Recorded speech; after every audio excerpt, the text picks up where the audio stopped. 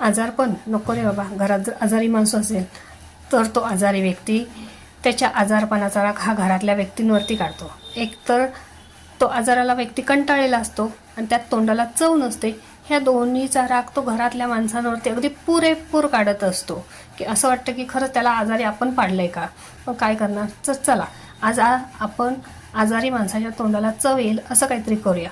मग मी इथे एक पिठाचा गोळा घेतला, त्याची छोटीशी अशी लाटी लाटून घेतली.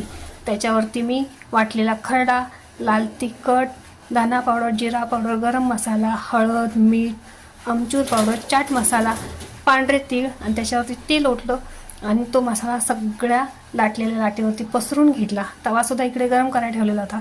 आता आपण त्या लाटलेल्या लाटीचा छान खरपूस असा बटर लावून पराठा भाजून घेऊया, जेणेकरून त्या आजारी माणसाच्या तोंडाला चव येईल. तर इकडे आपण मसाला पराठा आपला तयार झालेला आहे. कसा वाटला कमेंट करून नक्की सांगा.